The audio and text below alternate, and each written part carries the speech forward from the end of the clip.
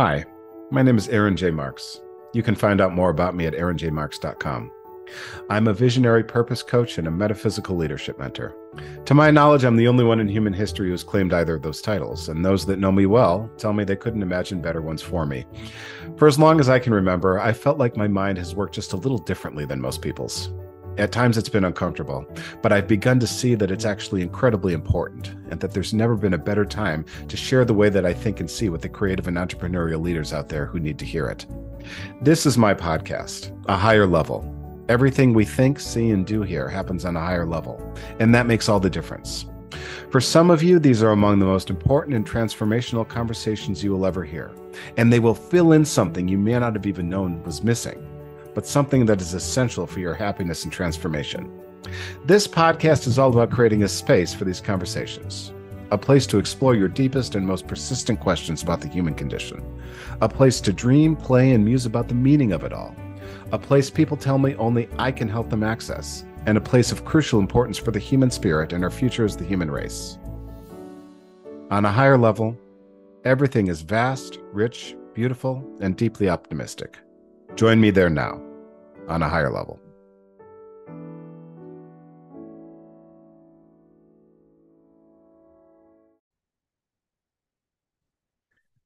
Hey, everyone. My name is Aaron of aaronjmarks.com. I'm a visionary purpose coach and a metaphysical leadership mentor, and this is A Higher Level. It's my official podcast. So we are getting to the end of a series I've really enjoyed recording.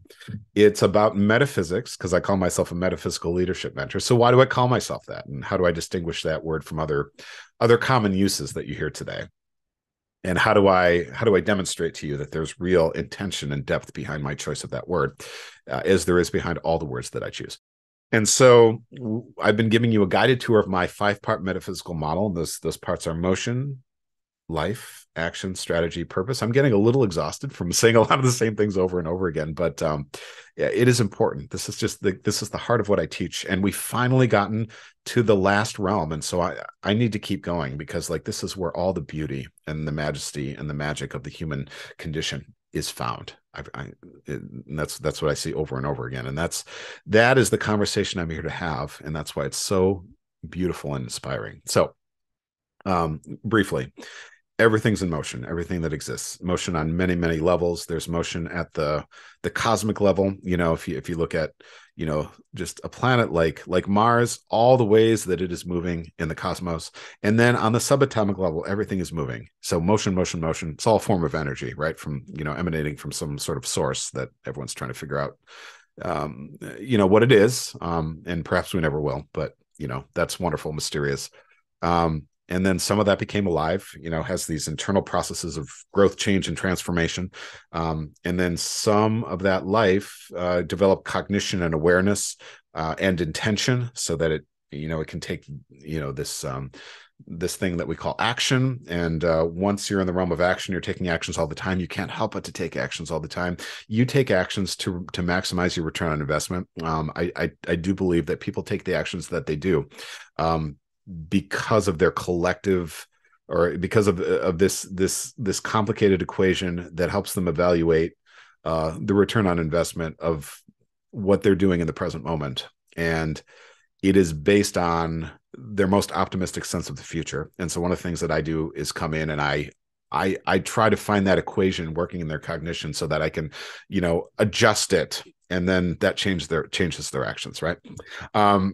And since everyone's taking actions anyway, then we might as well look at our results. And as soon as we look at our results and see that we want to change them, then we have to ask the question, how do we orient our actions in the right way to achieve the same result? And we call that strategy. A strategy is merely a framework for orienting actions toward the same result.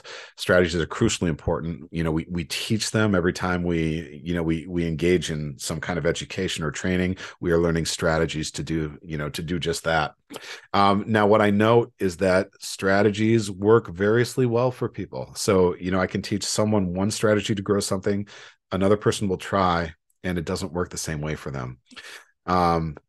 And why is that? So humans are masters of strategy. And we're constantly asking this question of how do we orient our actions to achieve the result? But how do we even know what result we want? And that's the realm of purpose. Welcome to the final realm. This is a hallowed sacred realm. I truly feel that. And I truly feel that when I engage people on this level and we get there in this conversation, because humans are, we're just so wonderful and strange, and it's like my cats have different personalities, but they don't have different purposes. That's the way I'm going to say it. So I have 4 cats. It's a lot of cats, a lot of litter box cleaning. They all feel a little bit different. But ultimately, when we talk about a cat, we don't say, oh, what is that cat here to do? What is that cat here to do? They behave slightly differently. One of them likes to go outside more than the others. They all like to cuddle with different people. Some of them do one cute thing, the others do another cute thing, but there's not this level of differentiation within cats or any other animal that there is within humans. There are just so many different ways to have the human experience. And we are fascinated by this truth, right? We love hearing the stories that other people tell about their experiences. We love traveling to new places and saying, what is it like to just even get a glimpse of experiencing the human condition from this place, from this perspective? They're still human. I know they are, but they see it differently. And that creates different life strategies for them, different ways of experiencing meaning. I'm really curious about that. How many different ways is it possible to be human and have a fulfilling, meaningful experience? And then what am I here to do? What is this personal mission that that is given to me simply by this involuntary membership that I have within the human race? What am I here to do? And how do we tap into that? And how do we perpetually keep that in our view, so that the actions that we have to take anyway flow from this deeply purposeful place that creates strategy effortlessly and then guides my actions to improve the result that I get in every way? That is what we talk about in the realm of purpose. It is a deep, rich, intentional, hallowed conversation because the experience of being human is a sacred one. It is sacred in a way that we don't see in any other creature. But we humans know that there is a sanctity, a deep-seated meaning to our lives. Even though we don't know the meaning of life, we know that we are here to have a deeply meaningful experience. And how do we do that? How do we see what that is for our specific perspective, which we don't share with anyone else, in this time and place in which we find ourselves, and this group of people that we're given? What is my purpose? What are the actions that I'm supposed to take to derive the most meaning from that particular configuration in which I find myself? And this conversation changes lives in a way that I can't even tell you. So let me unpack a little bit of that. Okay. So, yeah, and I love it. Like, this is what I'm here to do, is to bring this awareness to people, and to show how every action, is connected to the very ground of being, as they express it, in this human condition. So, and this is where I'll likely get into some of the other elements of my coaching frameworks. The 2 rations fit here, the 5 spheres of leadership influence, and then of course the 5-part framework, right, culminates here, right? But it's like we have to dwell here. We have to dwell here so that what we see, what we experience, what we feel, what we envision in this realm stays with us and constantly infuses the strategy that is created, and ultimately, drives the actions that we take, and drives, or determines the actions that we entice other people to take through our influence. So we're here, right? Like, the universe is a certain age. There's different answers to that depending on the narrative, that people hold the most closely, and I'm not going to adjudicate that, not on this level. But those narratives come from humans doing this thing that we do, which is looking around and engaging in metaphysics. It's asking that question, well, what is this? What exists and what's the nature of it? And then that additional question of, well, yeah, the human mind is an integral part of answering that question. And so how well do we understand the way that our mind works? How are we sure our minds are not deceiving us? How do our minds interact with the rest of existence? These are metaphysical questions, and the answers have gone through numerous iterations over the years. As some of the best thinkers in our species have engaged with these questions. So we humans have been doing the human thing for a long time. It's this collective ongoing experience that we're having as the human race. And now, or decades ago, you joined us, or you have joined us, it's like maybe people will be listening to this for decades after I record this. And so there are people who are not yet here who I will be speaking to. And that itself is mysterious, right? And this is like one of the things that I realize is like, well, I could have been born. I could have not been born. The human race would not ultimately ultimately it doesn't matter. The human race would keep doing what it does, but I'm here. And so I have to figure out, what do I do in this human race, right? And that's the question we all have to figure out. And it's like, that's what the human race is. It's a whole bunch of people, billions of people figuring that question out at the same time together in community. That's what the human species is. Crazy, right? It's such a weird thing, but it's a wonderful thing because it's what we have. It's what we've been given. So you are here involuntarily. You did not ask to be here. And neither did anyone else that you know, or anyone else you don't know, or anyone in history. No one asked to be here. And here we are. And we have to figure out why. We have to make sense of this the best we can. And we have to figure out what our perspective has granted us to see. Okay. Because if you think about all the times and places that humans have existed, no two are the same. Everywhere you go, there you are. And sometimes other people are there, but you're the only one who is always with you. And so your perspective is unique. And it must be valuable. If there's any meaning to this at all, it means that your experience is just as valuable and important as anyone else's. There's no other way. It's like, it's worth it, like it's meaningless, or it's the most meaningful thing, and we all share that equally. It has to be that way. So you're here and you matter, and you come online in this this crazy miraculous thing that we call the human experience, the human existence, and you have to figure out, what does that mean for you, and what what do I have to work with? And the answer is always other people. It's always about other people, how you relate to other people. So and this is, the other people come in different spheres, is what I call them. So there's you, there's you, the agent, who is having this subjective experience, within the human species or the human race, right? And you have a family. We all do, right? Like there's no way to come in without a family. Families come in all different shapes and sizes. Some of them are deeply dysfunctional in many ways, right? But that's this very, very strange and wonderful social technology that we're all given. It's these people that we call family. They're related to us in ways that not everyone is. And, that's a major part of the meaning that we're here to make, is figuring out, how do we fit into our family? And then we have teams, so that, all of us are driven, I think, to engage in some kind of creative or productive work, right? And so some people do this in a work, or some people do this in a job. Some people are managers. Some people are entrepreneurs. Some people are creators, like they'll spend their, their working time creating art or music or words, or some people combine these, right?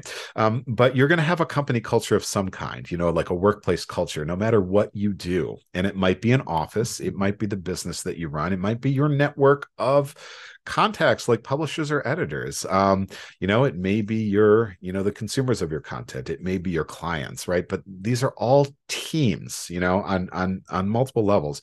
And this is the question of company culture, is like, what is the meaning that we bring to our team? And then there's the community level. So we have communities, like we have neighborhoods, we have church groups, we have cities, we have community organizations like Rotary and the Elks, things like that. We have chambers of commerce, right? And then we have communities on multiple jurisdictions like counties and states and countries.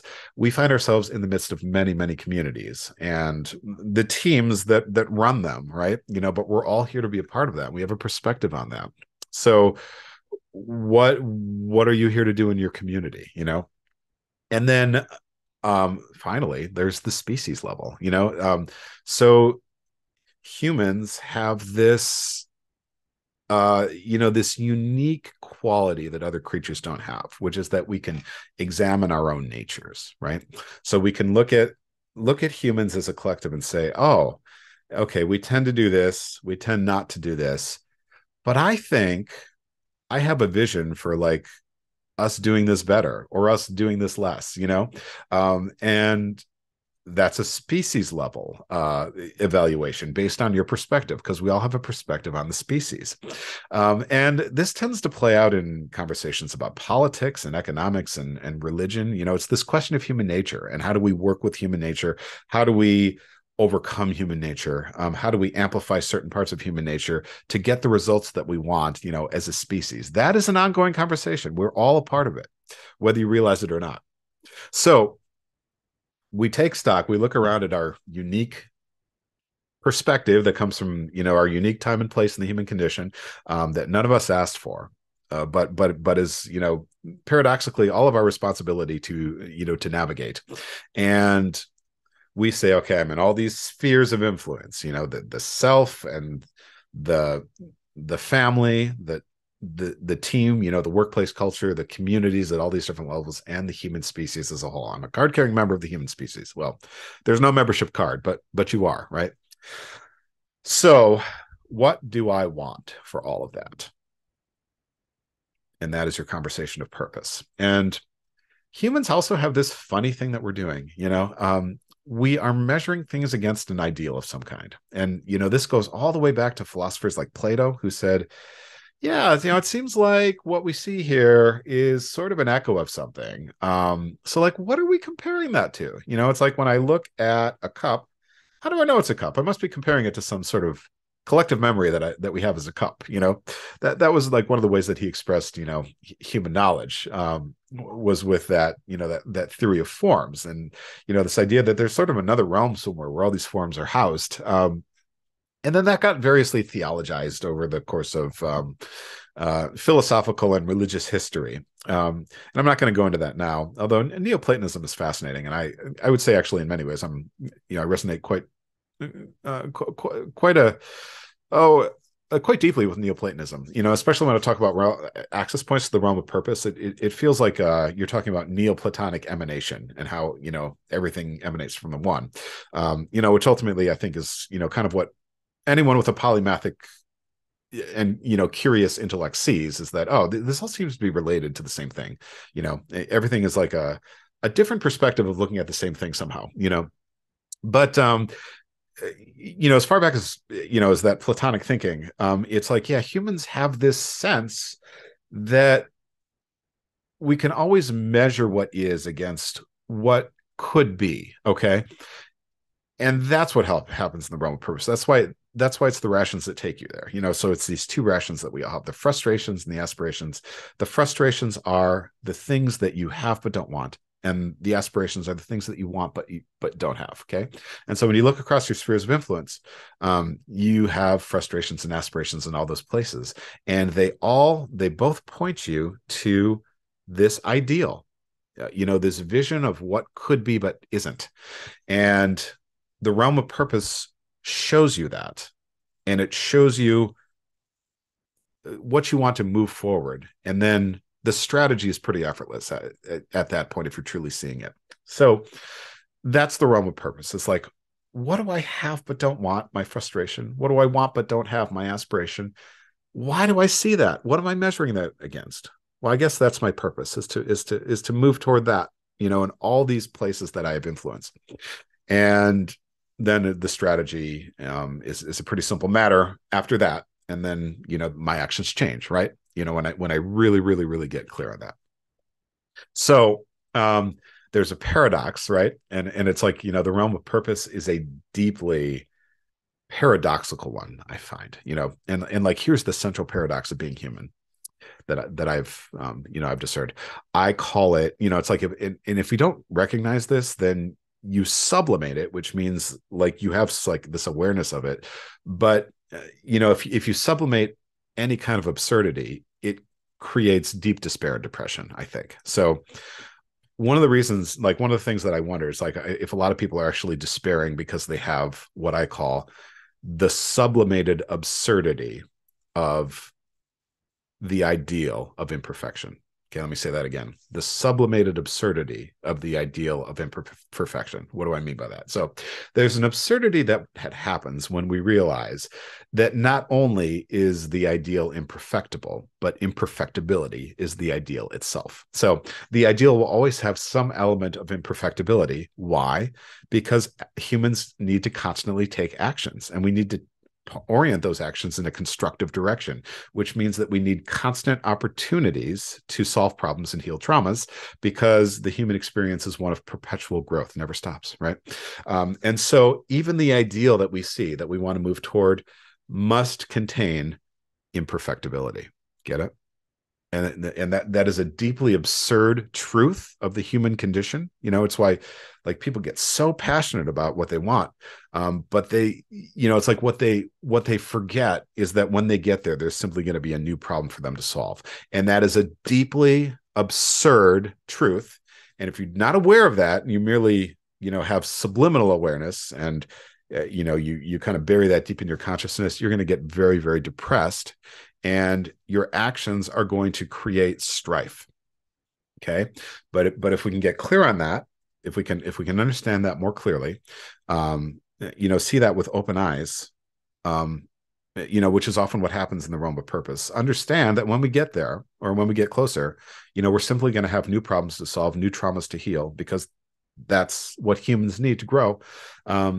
Then you can have a lot more peace about your leadership journey, just understanding that that's always going to be true. And yet your actions get more intentional, and they flow from a purposeful place that generates effortless strategy. And then you truly become a positive, healing influence on the world. I believe, on the human species. So that is what happens in the realm of purpose.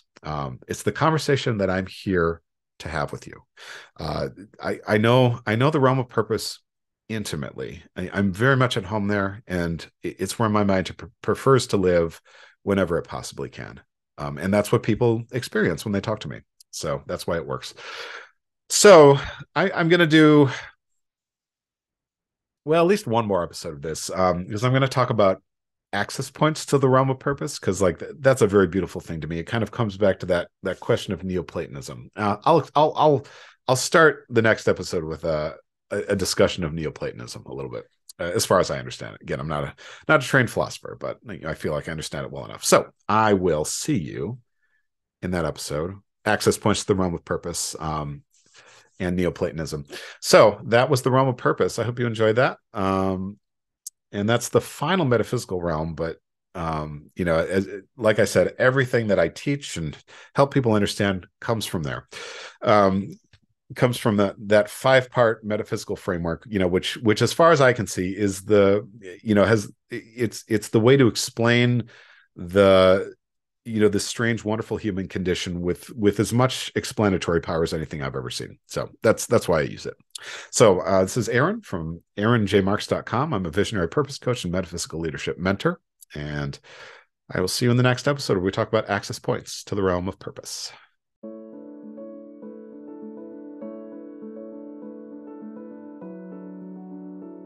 Thanks so much for listening to A Higher Level.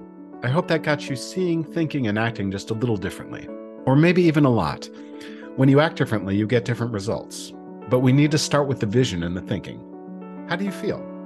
Ready to go and make positive, inspiring changes in your life and work? If so, it means what we're doing here is working, and I would love for you to let me know if this is you. There's a bunch of ways for you to get in touch with me. You can go to my website, aaronjmarks.com, or look for Aaron J. Marks, Visionary Purpose Coach and Metaphysical Leadership Mentor on Facebook, or you can look for Aaron J. Marks on LinkedIn or Instagram, whatever is easiest for you. And if this is speaking to you, I might suggest that you think about becoming one of my leadership coaching clients. In our work together, we'll have conversations on this level, but tailored just to your life and aspirations. You really can't imagine what a difference this can make for your mindset, vision, and results.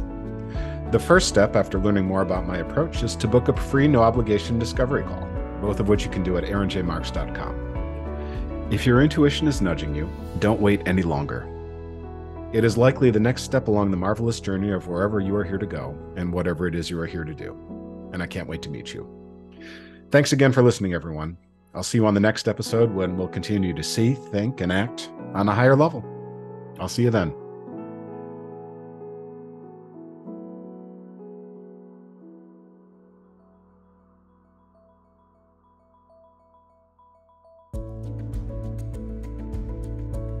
A Higher Level is the official podcast of Aaron J. Marks, Visionary Purpose Coach and Metaphysical Leadership Mentor.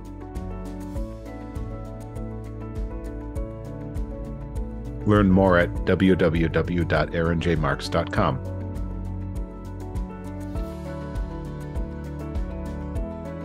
A Higher Level is written, recorded, edited, and produced by Aaron J. Marks.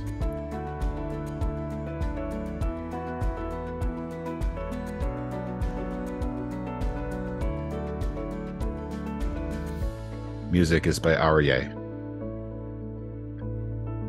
I'll see you next time on A Higher Level.